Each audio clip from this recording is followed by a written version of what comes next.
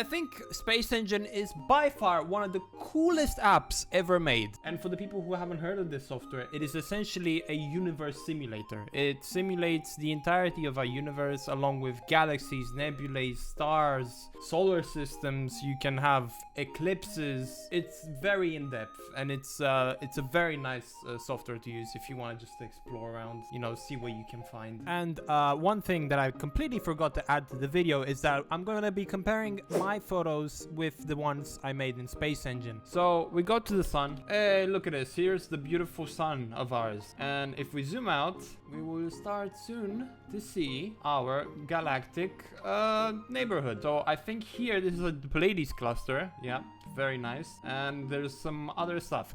But I don't want to just go out exploring. I have something else in mind. Over the years, I've been doing astrophotography. Essentially, I've been taking photos of the night sky. And I've accumulated a few photos. Now, with that being said, yeah, let's get into the first image. I think I'm gonna start with like something very, very common in the night sky, and that is, I think by far the easiest one for anyone who wants to do astrophotography is taking pictures of the moon. So here's one of my first images of the moon. There's some really sick ass craters over here. Yeah, very nice definition. So we're gonna put this in the corner, and let's try and find the moon. And to do that, I'm gonna use the find object option, and there it is, moon, parent, Earth. Where's the moon? What? Oh, right. There's also one cool thing about Space Engine is that it has the real moon craters. So I actually think I can perfectly simulate all the craters and all that stuff that I photographed in that photo. And it's the moon is such a beautiful object to photograph, and it's so easy as well. Anyone can do it. Yeah, I mean, the craters are not exactly the same, but yeah, so how does this one look? I think it's pretty good. Yeah. So this is our first photo. It's pretty nice, especially because you have like all this 4K resolution stuff. For a first photo, yeah, that's pretty good. All right, so let's move on to the next picture. So the next picture is again of the moon, but this one is so good. Here it is in all its glory. Most of the photos are taken in London, so we're looking at like around the north hemisphere of the Earth. Now, again, the phases of the moon, they change depending of what time you are. I think we're looking at the wrong side, or yeah, it's not. Hold on, can I try and change the phase of the moon? Oh yes, there it is. There it is. Okay, so yes.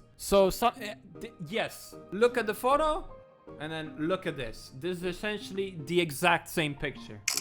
Wow, I didn't even know you can do that. That is so cool. That is so cool. Now that we've done the moon, now we can move on to the real bad boy stuff. My first nebula photo was of M42.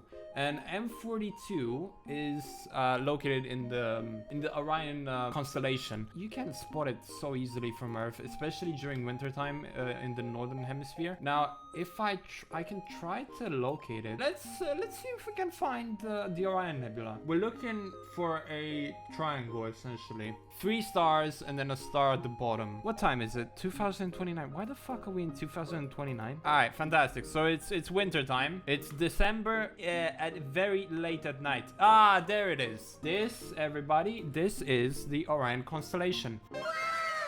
And it's very simple to spot in the night sky because you have these beautiful blue stars along with Betelgeuse, which shines very bright right here. Like saying Betelgeuse. So yeah, we're gonna look at M42 now. And my first attempt at M42 was, you know, I mean, I guess you can call this an attempt. You can kind of see some nebulosity from the Eagles Nebula, but I don't know, man. This is pretty bad. One cool thing that I did one cool photo that I did spot, was this one. Anyway, so yeah, this one. Now, you see these trails over here, and do you know what these are? These are essentially a plane that flew in front of the nebula.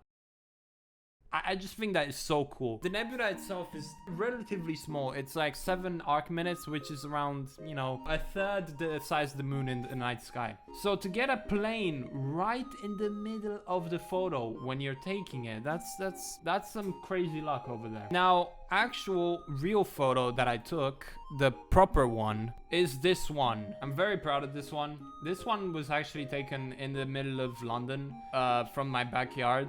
And I mean, I used some light pollution filters, and most of it, like you can see how blown out the stars are. Obviously, this is not how stars look, right? They're not this fucking massive. But yeah, so this is the Orion Nebula, and next to it is the I think it was the Walking Man Nebula. It looks like a guy, basically, with the red outline here. So let's simulate that in Space Engine. So here it is, the Orion Nebula, and if we zoom in, slowly zoom in, it will start becoming very clear that there is something very beautiful and bright right over there. Wow, would you look at that? This one is a modded version of it. So yeah, this isn't the native Space Engine visual. Can I increase the stars? Ah, there it is. Look at that. Do we see the Walking Man Nebula? I don't know. I don't really see it though. It's kind of weird. There should be another nebula here. Yeah, I guess the mod just doesn't include the Walking Man Nebula. Yeah, so we're just gonna take a picture like this, I guess. But yeah, so this is Orion. The core is so blown out. It looks fucking nothing like my photo. Actually, it kind of does look. It looks fine, actually. I don't think it looks that bad. Now, moving on. I have more stuff that is very rough. So this is very like newbie level photography. So next one we're gonna look at is M104, which is the Sombrero Galaxy.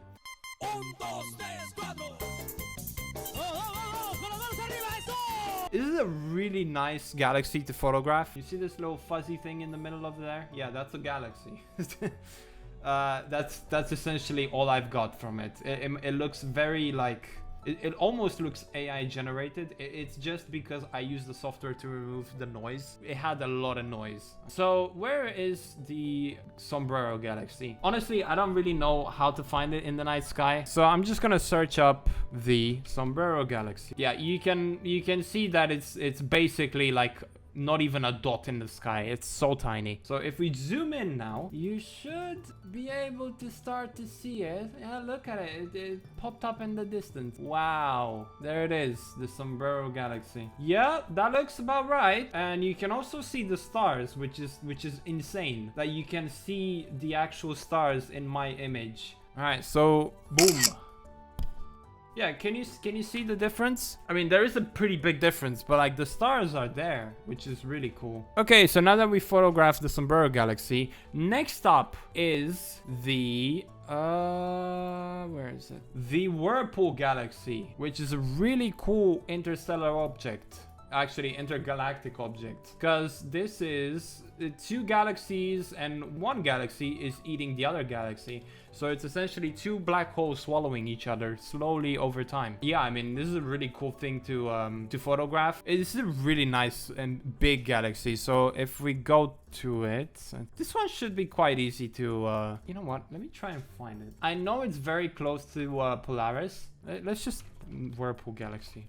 Ah, look, there it is, Whirlpool. So yeah, it's very up in the northern hemisphere of the night sky. There it is. It honestly looks like pretty much bang on with the images. There seems to be another galaxy next to it, which, well, actually not even next to it. That's like very far away. There's some other galaxies around. ICUP, I don't know. So yeah, let's take a snapshot and then compare them. This was like my first attempt trying to photograph galaxies. We're gonna see another galaxy, very popular galaxy, later in the video. But yeah, so this is Whirlpool Galaxy. And that looks pretty spot on. Yeah, mine is pretty shit, but we're gonna get to good ones. What do we have next on the list? I think we're getting to the good ones now. Yeah, we're definitely getting to the good ones. So next on the list will be, let's go with the Lagoon Nebula. So here it is, the Lagoon Nebula. It is located within the Sagittarius constellation. There's actually two nebulas here. We have the Lagoon Nebula and the Trifid Nebula. And these are like very far away. I think they're like 4,000 light years away from Earth. They're way more closer to the galactic center than we are. So I think this one is fairly easy to find. You just have to look for the galactic core. And the galactic core right now is on the other side. Well, let's reverse the time a little bit, and oh yeah, there it is. I see it. But there's the sun. Oh, the sun is here to ruin it all. Oh, this is the Trifid. No way, this is the Lagoon Nebula. Bro, that looks so dog shit. What? That's it? I guess here it is. Oh man, that's a shame. So let's make it realistic, right? All right, yeah, there it is. Let me position it properly. But yeah, this is the there should be a cluster around here, but I guess there isn't one. I don't know why. Let me take a snapshot and then we compare them. Yeah, I mean, the Trifid Nebula isn't, I mean, not the Trifid Nebula. The Trifid and the Lagoon Nebula, they're not that well visualized in this, so my photo definitely takes the win here. This is like Roblox versus Minecraft with shaders, so it just, there's no comparing it. All right, so next on the list we have, yeah, let's do Andromeda, because I did say we have another galaxy. I think by far the best galactic image I have ever taken. There's a lot of beautiful you can see like the nebulosity of the galaxy.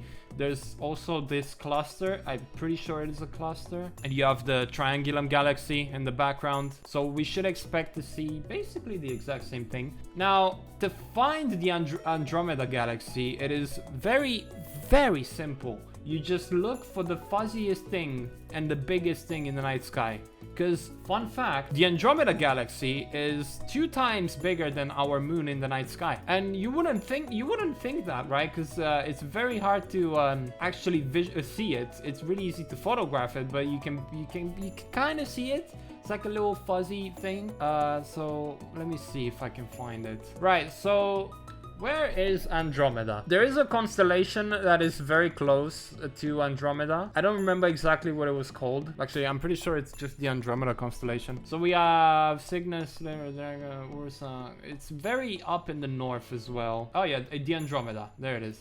So it should be like right here, I think. Where is it? Ah, there it is. Yeah, it's not right at the top. Yeah, it's right here. Look at that. Look at it. It's so beautiful. And we can barely see it because it's not even fully exposed. Oh, I see.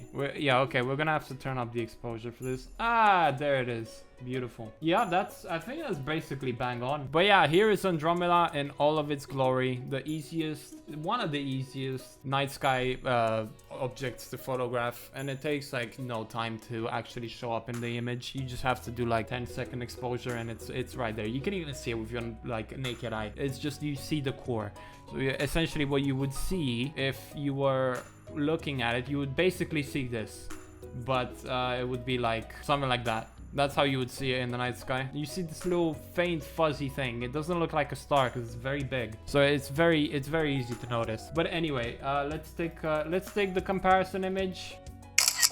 I think the better one is the space engine one. It actually looks way better than my image, honestly. Like you have all the definition of the galaxy. Here some of the definition on the outer disk is very much like faint. All right, moving on. So we're really getting into like the best of the cream of the crop images that I've ever taken. Next one will be Rosette Nebula. There it is. Yeah, so this is the Rosette Nebula. This is also taken with the DSLR. It is again one of the best images I've ever taken. Look at the detail in this image. It's fucking I don't know. Like, to me, when I first saw it, when I was editing it in Photoshop, like, I was blown away just how much detail I was able to get from it. But yeah, it kind of looks like a rose. I guess that's where the name comes from, the Rosette Nebula. I actually have two versions. I have this one, and I also have, because you can run it through a plugin. There's a specific Photoshop plugin that removes literally every single star in the photo, and you're just left with the nebulosity, and it looks like a straight up painting. I'm actually thinking of buying this and framing it, but you know, I don't know, some other time. All right, so let's find the Rosette Nebula. The Rosette Nebula is also around the Orion constellation, I'm pretty sure. So I don't think we're gonna be able to find it at this time, unless it's not around the Orion Nebula, Orion constellation. I'm pretty sure the Rosette Nebula is pretty close, no? Ah, yeah, it is, but it's covered by the Earth. All right, so let's zoom in. How good does it look? You know what? You know what? You know, I kind of fuck with it. Yeah, that looks pretty good. It just don't have the same amount of detail, because this is obviously not real life simulation. But I mean, it is there, right? It's not very good at simulating them. I really don't know why. I guess it takes way more like computer power to generate it, and you're also generating an entire universe above all that. But here it is. I think we lined it up properly. It looks lined up properly. It does look like we have the Rosette Nebula at home type. So let's just take a nice screenshot. There it is, the Rosette Nebula in all its glory. And now if we compare it, well, you know, it's real life against the computer simulation. It's not even fucking close. Space Engine really does kind of hit the ball when it comes to nebulas. The final, but this is by far the best image I've ever taken, and that is the Eagle Nebula. My god, is it gorgeous. This one was obviously not taken like in the middle of London. It was taken like somewhere else. I think it was like outside, on the outskirts of London, but holy shit did it come out amazing. I think I used like a really small refractor telescope. This is like my magnum opus when it comes to astrophotography. Very proud of this photo. And you can see the famous pillars of creation, the famous Hubble photo. It's right here, but it's very fuzzy because I don't have the resolution of a fucking satellite telescope. All right, so yeah, we're just gonna let that be for now, and let's search it. Actually, I don't even need to search it because it's very easy to find. It's essentially very close to the Lagoon Nebula. It's like right above it. So if we go, so this is Orion. It usually comes up like very close to the morning time, so around like 4 in the morning, which is surprising that it came out so good. A lot of atmosphere that you have to go through, and it's usually like very like close to where Jupiter is. Yep, there it is, 4:30 in the morning, around like UK region of the sky. It's right here, and if we zoom in, you will see, well, yeah, that's unfortunate. So let's just take a sad ass screenshot. Yeah, so I don't know what this is, honestly. It's kind of sad that this is how the engine simulates it, but anyway.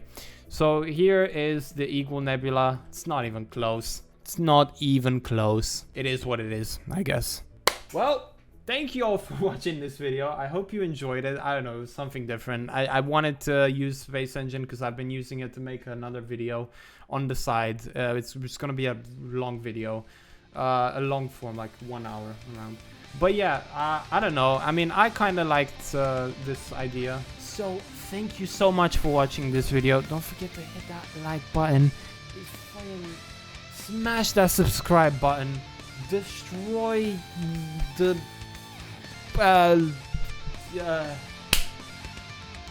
you know, at some point, I have to learn how to make outros.